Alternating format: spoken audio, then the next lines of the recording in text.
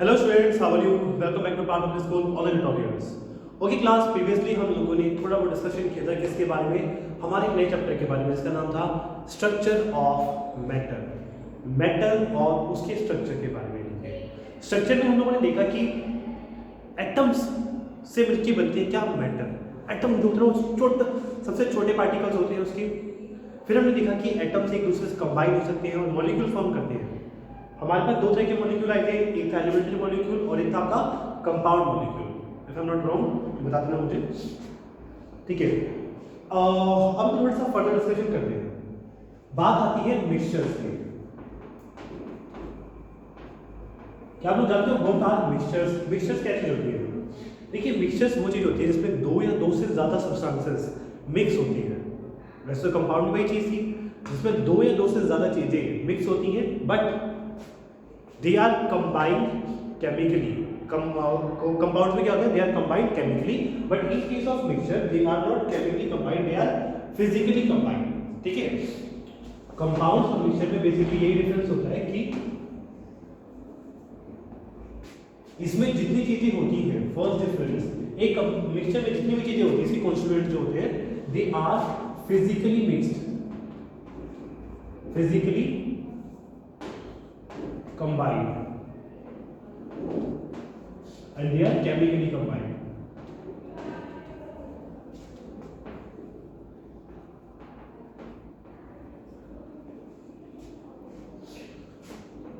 Mixture का जो ratio होता है वो कितना भी ले सकते हो। Ratio is not fixed, but on the other hand the ratio of compound is fixed. मतलब कि आपको फिक्स ही लेना है। आप मिक्सचर्स में, मिक्सचर जैसे एग्जांपल हो गया आपके पास शुगर सॉल्यूशन। शुगर सॉल्यूशन आप पानी के अंदर शुगर डालो, कितने में डाल सकते हो? जितना तुम्हारा मन करे, 1 चम्मच, 2 चम्मच, 3 चम्मच, जितना आपका मन करे।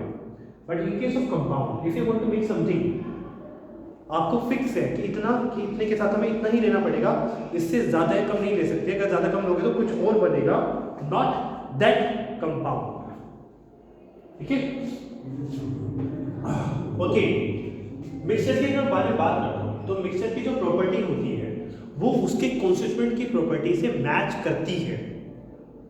जैसे sugar solution, sugar solution is made up of water and sugar, so it will show the property of sugar as well as water. ये दोनों की प्रॉपर्टी शो करेगा, परंतु compound will not show the property of its constituents. ये अपनी constituent की property show नहीं करता।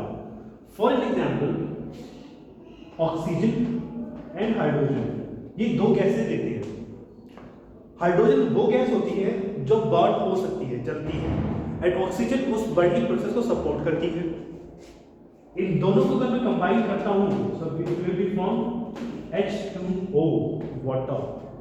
एंड आप लोग जानते हैं कि वाटर क्या होता है? फायर एक्सटिंग्विशर होता है ना? तो इसकी प्रॉपर्टी देखिए इन दोनों से कितनी डिफर करती है। Same for carbon and oxygen. Carbon वो सब्सटेंस है जो बर्न हो सकता है और ऑक्सीजन वो जो बर्निंग प्रोसेस को सपोर्ट करता है। और इन दोनों की कॉम्बिनेशन से क्या बनता है? CO2। CO2 वो सब्सटेंस है जो फायर को एक्सटिंग्विश करता है। सो आप देख सकते हैं कि कंपाउंड जो है अपने कॉन्स्टिट्यूएंट से, जिनसे वो बना है, कितना अलग है। इसकी प्रॉपर्टी जो है इन दोनों से क्या होती है? अलग होती है। बट मिक्सचर्स में क्या होती है? फिक्स है, सेम रहती है। ठीक है। और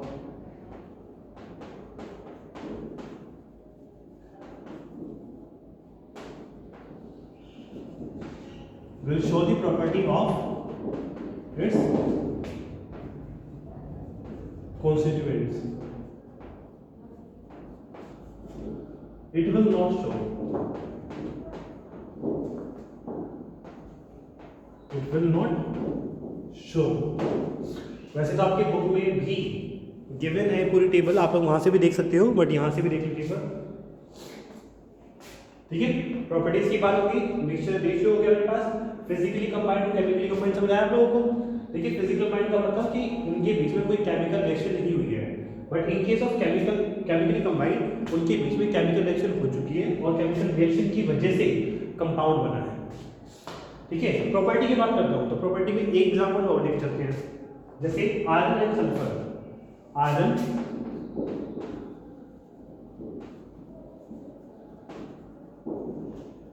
एंड सल्फर, ये दो डिफरेंट सब्सटेंसेस हैं। अगर मैं इनको मिक्स कर दूं, सिर्फ मिक्स कर दूं, मिक्स कर दिया, कोई रिएक्शन नहीं करने जा रहा मैं भी, सिर्फ मिक्स कर दिया मैं इनको। और एक मैग्नेट लेकर क्या आता हूँ, एक वेसल है मेरे पास, वेसल के अंदर मैंने क्या डाला, आयरन और सल्फर को मिक्स कर दिया है। अब मैं एक मैग्नेट लेकर के आया, उसके पास लेकर के आता हूँ, तो क्या होगा, what will you observe, we will observe that iron particles will be attracted towards the magnet and sulfur उसी वेसल के अंदर रह जाती है। ठीक है, आयरन चला के कहां पर, मैग्नेट के पास, और सल्फर वही वेसल के अंदर रह गए। अब सेकंड केस, ये था फर्स्ट केस। सेकंड केस हम क्या करने जा रहे हैं, आयरन और सल्फर के मिक्सचर को हम गर्म करेंगे, we will heat it up। जैसे हम लोग गर्म करेंगे, आयरन और सल्फर एक दूसरे का रिएक्शन करेंगे, और रिएक्शन करने के बाद फॉर्म करेंगे iron sulfide। Now there is a new substance formed, it is a compound। it will, अगर अब मैं क्या करूंगा, मैं मैग्नेट को इसके पास लेकर के आता हूं, तो इसमें से आयरन निकल करके मैग्नेट की तरफ नहीं जाता, because it now it is a new compound, it will not show the property of its constituents, ये अपनी कॉन्स्टिट्यूएंट्स की प्रॉपर्टी शो नहीं करेगा। इसके पास आयरन की प्रॉपर्टी खत्म हो गई है और सल्फर की प्रॉपर्टी भी खत्म हो चुकी है, बिकॉज ऑफ केमिकल रिएक्शन। पहले ये मिक्सचर थे और अब क्या बन चुका है, वो कंपाउंड। जब वो मिक्सचर था तो उनकी प्रॉपर्टी शो होती थी, और अब जैसे वो कंपाउंड बन गया है तो उसकी प्रॉपर्टी शो नहीं होगी। I hope I am clear to all of you. Now separation, हम मिक्सचर को सेपरेट कैसे करें, how can we separate the mixtures, mixtures can be separated. देखो अगर ये फिजिकली कंबाइंड है तो हम ये फिजिकल मेथड से अलग कर सकते हैं। We can separate the mixtures through physical methods, जैसे इवैपोरेशन, फिल्ट्रेशन, सीविंग, इन सब तरीकों से जो आप लोगों ने 6th क्लास में पढ़े हैं। Compounds can not be separated through physical methods, they can be separated by using chemical methods।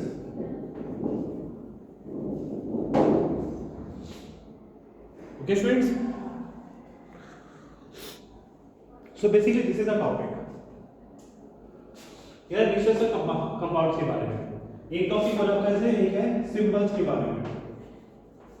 देखिए मिक्सचर और कंपाउंड की जो टेबल है आप लोग की बुक में है, आप लोग वहां से देख सकते हैं डिफरेंसेस, और डिफरेंसेस एग्जामिनेशन में कॉमनली पूछे जाते हैं सीधा 5 मार्क्स में कि 5 डिफरेंसेस लिख के दिखेंगे आपकी बुक में, 5 डिफरेंसेस है, आप लोग वहां से देख सकते हैं उसको।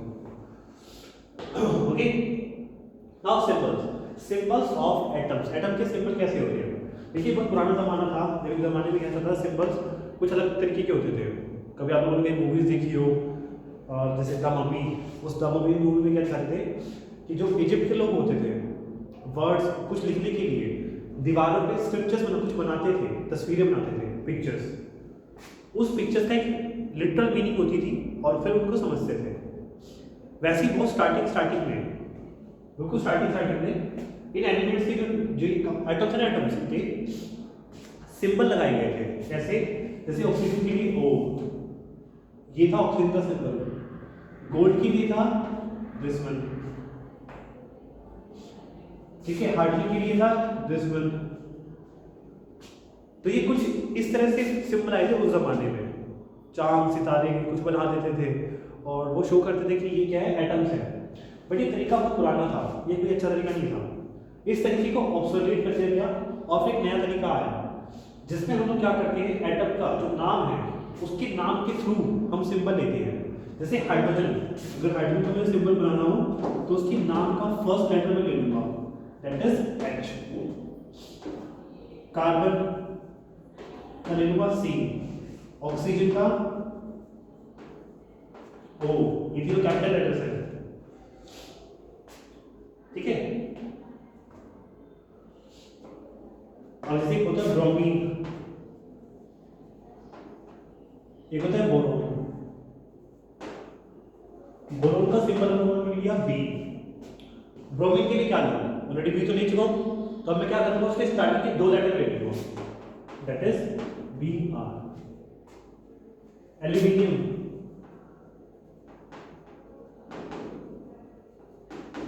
EM, 2 लेटर ले लूंगा जिससे कोई दिक्कत ना आए, ठीक है। अब जैसे कार्बन है, कार्बन में C ले चुका हूँ, तो मुझे कैल्शियम चाहिए था, कैल्शियम, तो इसका मैं लिया 2 लेटर स्टार्टिंग के CA।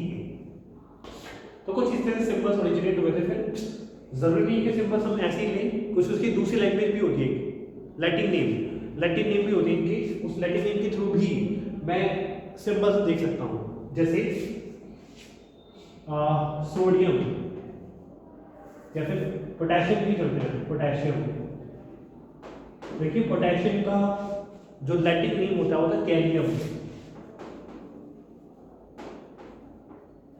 तो इसका फर्स्ट लेटर ले लेंगे लोग के। ऐसे काफी सारे हैं, जैसे सोडियम हो गया, सोडियम का Na लेके चलते हैं, लैटिन नेम सब कुछ रहा होगा Na के थ्रू। गोल्ड का मैं लेके चलता हूँ Au, इसका नाम था ओरम, AuRum, ओरम। तो ये चलते हैं आपके सिंपल्स।